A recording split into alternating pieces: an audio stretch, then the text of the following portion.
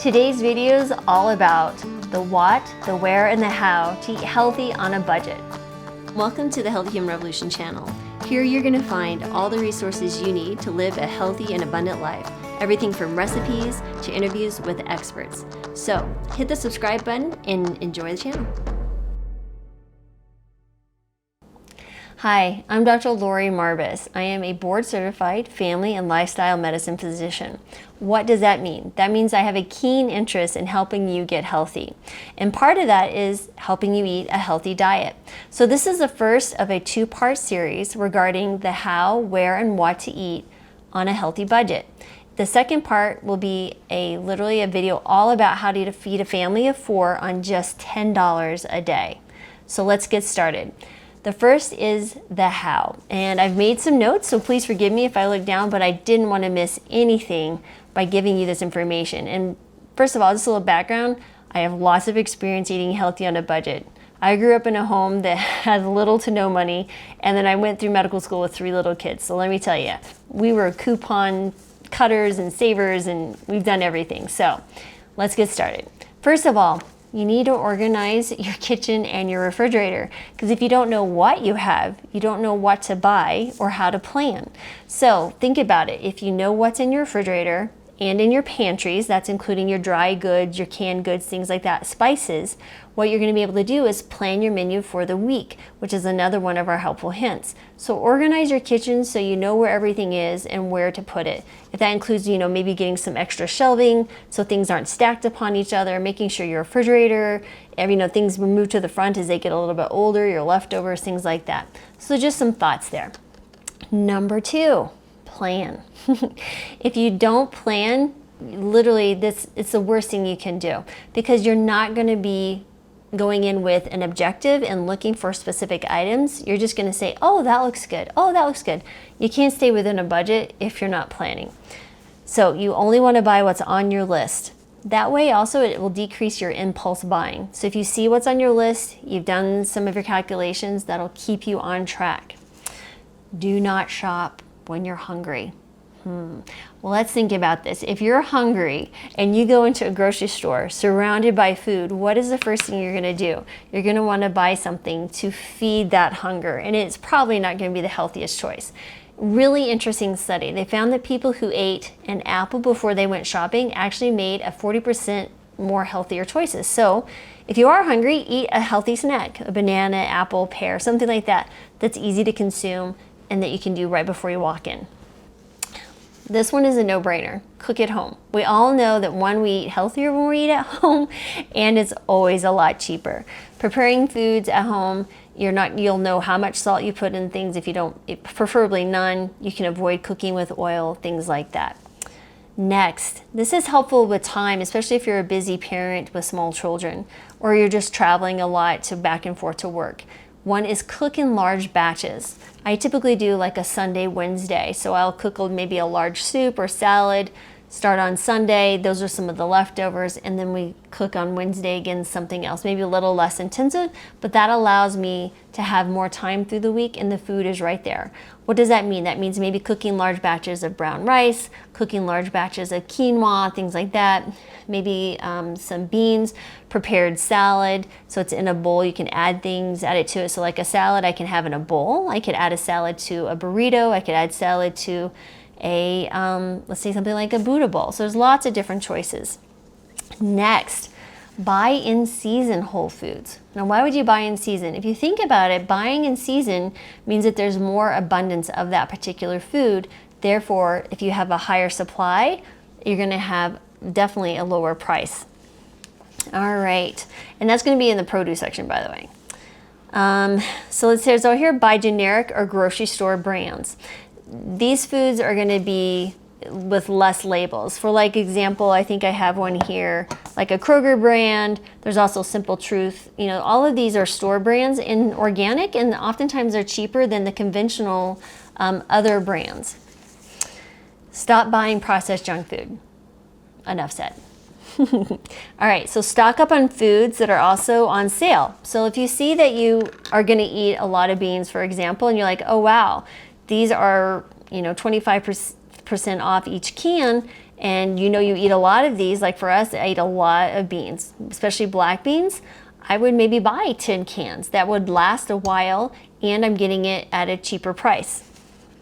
All right, so the other things that you can buy like that are frozen fruits and vegetables. These are typically flash frozen at the time of being picked, so they're actually going to retain more nutrients than oftentimes things that traveled, fresh produce that have traveled thousands of miles to reach your local grocery store. All right, so the thing to do, consider when you're buying fruits and vegetables also, is make sure you read the ingredients, that there's not any added ingredients such as oil, salt, things like that. Make sure there's no added dairy. Some of them are seasoned, so definitely read the ingredients. We can do a whole nother video at another time on how to actually read labels or ingredients in a label. Buy food in bulk. Now this really depends on the size of your family. If you're one person, you may be less inclined to do so, but you could also buy something like, you know, bulk oatmeal versus like if you go to Costco or Sam's, you could get really large containers of food. So that's better for a large family, and it might be worth investing in one of those memberships. But buying in bulk may be something to consider, especially dried beans and grains. All right. The other thing to consider is growing your own produce. Many of you may live in urban areas where you live in an apartment or a condo. Like I live in a condo, but I've invested in some small planters. You can actually grow several different veggie items, including lettuces, kale, tomatoes, certain peppers, tomatoes, things like that, in an apartment if you have a sunny place. So definitely you'll be having, as the weather gets warmer, we'll be sharing some information on how to do that. Or you can also consider joining a co-op, your local co-op. They typically run about, I think the ones we've done before are 4 or 5 months of the year. So what it is you're supporting a local farmer by paying a one-time membership fee or maybe a monthly membership fee during the season. And what you do is every week you will get a large abundance of their vegetables. And we did this last summer here, and it was wonderful because we never quite knew what we were getting. And so it was really fun to kind of, try new foods, but also just kind of be a surprise as to what we're having in different flavors for the week. All right. One of my favorite things to do, guys, is sign up for a grocery card discount card, the discount card. For example, our local one here is Kroger, and I will get, because I only buy whole food plant-based foods like these, I get these amazing coupons. I've gotten coupons for $20 off my entire grocery bill. I've gotten buy one, get one free frozen, berries, things like that. $2 off and maybe a container of greens, because they want you to come back. They're going to see what you're buying. When you use the card, they keep track of that. They're like, oh, well, she only buys healthy foods. We're only going to send her coupons for the foods that she's buying. That makes sense. Nobody's going to send me coupons for dairy, milk, or meat because I never buy those items. So I never get those coupons. I get the ones that I would actually utilize. Really, really good.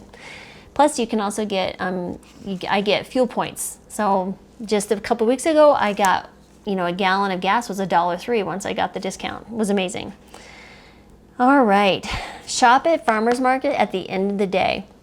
So as we enter into spring and summer months, those are the times that you'll see farmers market. And if you'll go at the end of the day, you can maybe bargain with those who brought the food because they don't want to have to unload all that back. You'll probably be able to get some amazing discounts on some fresh, locally grown food. The other thing is to consider shopping at ethnic markets. That includes, your Mexican, Indian, things like that, Asian markets, because one, they're going to be oftentimes bulk items. They're going to be a fabulous discounted prices. So maybe find some local ones in your area, and what you can't find in your big box grocery stores, maybe you can, support our local ethnic markets. So that is the how. Some pretty cool stuff. I'll include that in a link to the Healthy Human Revolution website. We actually have that on our blog. So if you want that right now, you can see that there.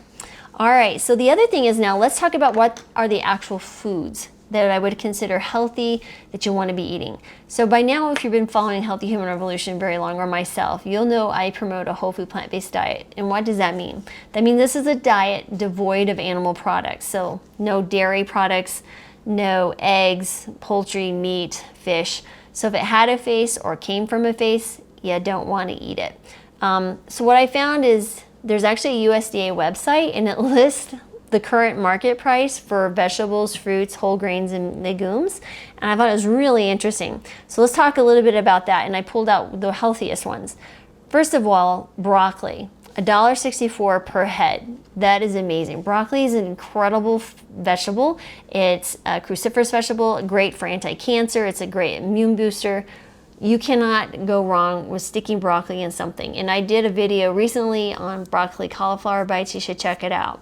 Onions, $1 per pound. You can add onions to everything. Onions are also very good for the immune system. I would consider them one of the foods you should try to get in daily. Different onions, you could do shallots, you could do green onions, yellow onions, red onions, all sorts. And they have different, flavors, different things you might want to add in. Spinach, $2 per 9 ounce. You can do the whole spinach. You maybe even want to grow your spinach. Russet potatoes, small potatoes. The amazing things that you can do: mashed potatoes, you can make a vegan shepherd pie, you can do so many things with potatoes. You can use them as additional fillings in like quesadillas without the cheese. I can do that. You can do some mashed beans and some mashed potatoes, throw in some veggies, and then heat those on a skillet. Those are amazing between 2 tortillas. Amazing. I could go on forever about those. Sweet potatoes, oh my goodness, so many things. Sweet potato curries, things like that. 92 cents per pound. Oh, the russet potatoes, 56 cents per pound. Canned tomatoes. You can add canned tomatoes to everything. You get a great source of vitamin C, lycopene, excuse me. Really good stuff. Adds a lot of flavor. Carrots, beta carotene, those are 74 cents per pound. Green cabbage, 58 cents per pound. And if you had to pick one food that's the cheapest and has the most nutrition, I would say cabbages, especially red cabbage. Amazing. And also butternut squash. We have to have a little humor around here. But butternut squash is about $1 per pound. I also did recently a butternut squash soup recipe, so you might want to check that out. So I'll just leave that guy right there. Maybe he's a little, maybe not. I guess he's a little tired. I'll put him back to sleep. Anyway, forgive me for my goofiness. Other things to consider: cucumber, zucchini, frozen vegetables, green beans, celery, mustard greens, turnip greens, cauliflower, radish, garlic, beets, and kale. And those are in order of the cheapest listed on the USDA website. Grains and legumes. All right, so legumes are beans, peas, lentils, things like that. Here's some garbanzo beans, are also known as chickpeas, some brown rice. You can get this as cheap as $1 per pound. And this is a couple of meals. So, you're thinking, oh, that's not much, but once you cook these expand. It's very, very good for you. These are also things you can cook in advance and batch cook with and keep them in the fridge and add them. You can make chickpeas, you can make a chickpea curry, then you can use some of the chickpeas and make your own hummus. Brown rice you can add to salad. You can also additionally stir fry vegetables, some of your frozen vegetables, and make that. You can add a little soy sauce. So many things you can do there. Oatmeal, $2 a pound. I've actually seen it even cheaper, down to like $1.49 per pound in my local grocery store. Canned beans, again, anywhere between, I would say, these here say $1 per pound. So if you look at the canned, I've seen these as little as 74 cents to maybe $1.64 per can, but it depends on if you get organic or not and where you're shopping. Okay, dried lentils. Lentils are very, very versatile. You don't have to soak them overnight. They cook in about 20 minutes. Again, very versatile bean and highly, highly nutritious. Quinoa, that's a little bit more expensive, $3 to $4 per pound. You cook it the same as rice. Again, that would be up to you if you want to use the quinoa, but if you can throw that in once in a while, definitely get a different variety of flavor, but also some nutrition profile. Tofu, okay, all that is smushed up soybeans or edamame. Again, very versatile and helpful. Think of the tofu as a carrier of taste. So you can use it in many, many different ways. Again, I'm not here to talk about certain particular recipes, but just the foods that maybe start thinking about and concentrate on. And then whole wheat pasta. This one is actually made out of veggies, but we've all seen the whole wheat pasta. Make sure it says whole wheat on your ingredient list. But you may see these are actually on sale. I think they were less than $1 a box. And let's move on to fruits. Bananas should be the top of everybody's list. Kids love them, adults love them, they're delicious, and literally 60 cents per pound, and oftentimes you can see them even lower, maybe 40 cents per pound. Oranges, fantastic, source of vitamin C. Citrus is a unique class of fruit as well with a different nutritional profile, so check that out, $1 per pound. Frozen berries, about $3.50 per pound, but those will last a long time. I like to get fresh berries, but that's one of the more expensive things on my list, but I do try to get berries in every single day. Absolutely one of the highest antioxidant foods you can be consuming. Apples, and there is some truth to eating an apple a day to keep the doctor away. Our goal is to eat 8 to 10 servings of fruits and vegetables a day. An apple is a cheap way to do that. You know, basically, I'd say $1.60 per pound. There's also cantaloupe, and if you have space, you can grow cantaloupe so easily in a garden. 50 cents per pound. All right, let's keep going. Next is kiwis. So if you've never had a kiwi, it's delicious.